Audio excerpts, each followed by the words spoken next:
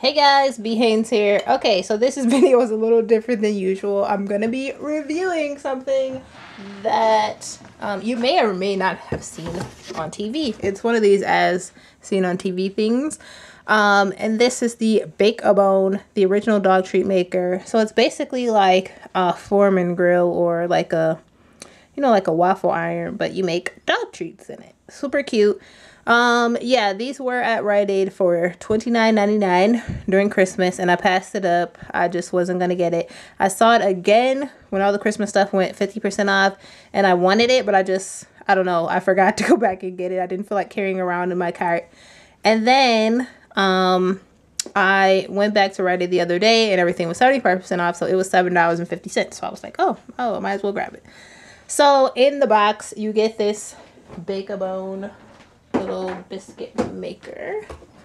Inside it looks like that. You make 4 biscuits at a time, and you get this little recipe book and user's manual. So you get like 30 recipes in here. So yeah, so I decided to film this review while I'm making my first batch. I am vlogging today, so I don't know which video will be posted first, the vlog video or this one, but yeah, I'm trying to do both kind of at the same time. So the first recipe I'm doing, I was going to do 2 separate ones and do like 1 peanut butter batch and 1 banana batch. But because the recipe said to use 2 cups of flour, and this is all the flour that I bought. I don't think I'll have another 2 cups. I think I'll be short. So this was 2 cups of organic rice flour. Is gluten-free because my dog Bentley, he's so high maintenance, he's gluten intolerant, so he can't have wheat. So this is wheat-free rice flour. Then it says to use 1 cup of peanut butter.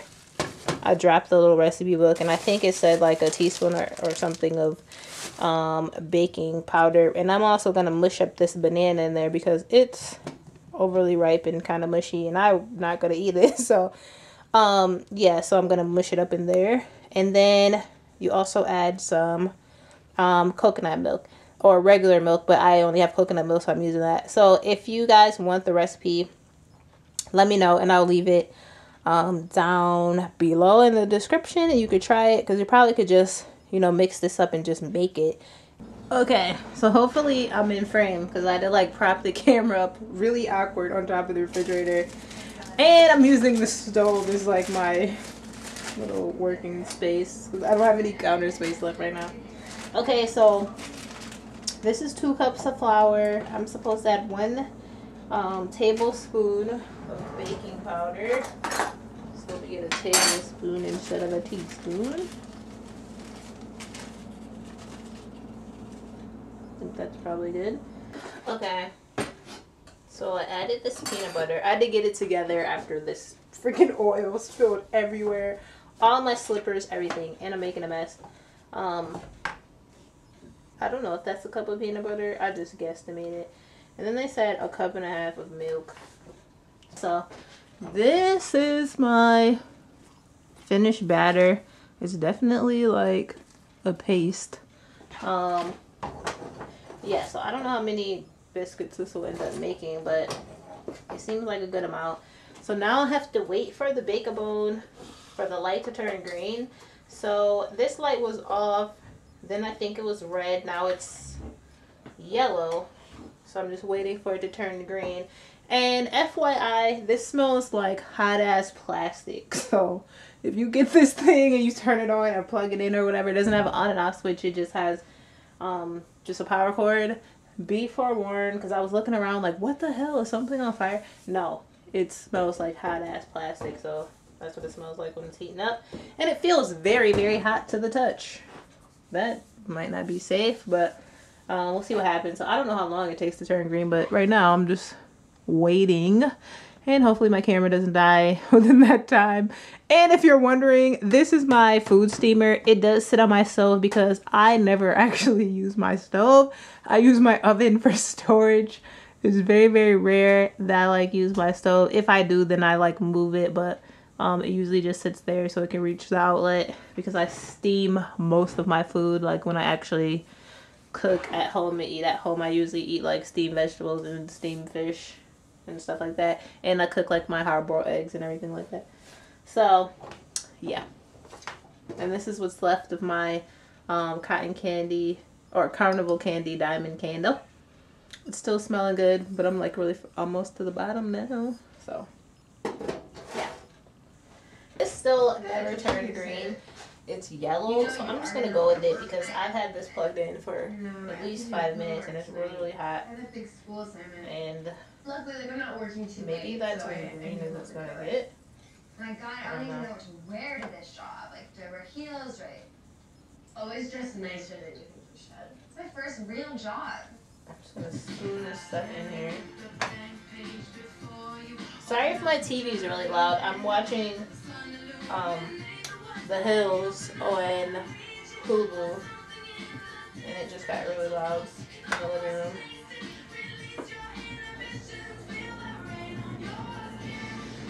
Okay, I hope I'm doing this right. Let's see what happens. That seems like too much. Hopefully I'm somewhat in frame.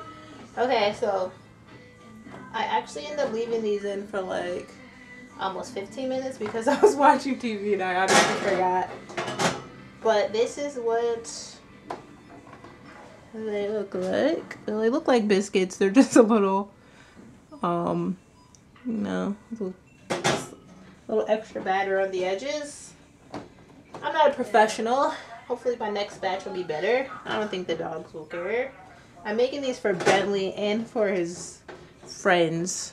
My 2 next door neighbors, like on either side. Those are where his 2 best friends, his dog friends, live. So I'm making them for him, Augie, and Wells. So hopefully they'll like them. They're not that hard to please, so I think they'll be fine. So yeah, so they're not super crunchy. They said if you want to make them like really crunchy like a biscuit, you have to bake them after this in the oven on like 350 degrees for a little while. I'm not doing that. I'm just gonna let them cool off for a half hour like they said, and then they said store them in an airtight container to preserve the freshness. Like, I'm just going with that. Okay, I'm not opening up a doggy bakery, and my dog pretty much will eat anything that I drop on the floor. So yeah. So that's pretty much the finished product. I'm gonna make another couple of batches and yeah, and try to use up the batter. It seems like a ton though, so if I don't make it tonight, I guess I'll just freeze it, and that should keep it in good shape until like the next time I want to make them. But I'm gonna see if I can use this all tonight. But this is not how I want to spend my entire night making these dog biscuits. So, but yeah, so if you guys have any questions, let me know. You know, I'll be happy to answer them. But yeah, so far it seems like it was worth the $7.50. I don't know if it's worth $30, but if you're a person that wants to make your own dog treats, or you go through a lot of dog treats, if you have multiple dogs, or if you have a dog like mine that has food allergies and you want to make sure that you know what goes into your treats for your dog and all that, then maybe it's kind of worth it for you. So you may want to pay the $30. I'm pretty sure you can find it, probably find it like on Amazon or eBay or something like that. But yeah, so I'll see you guys in the next video. Peace out.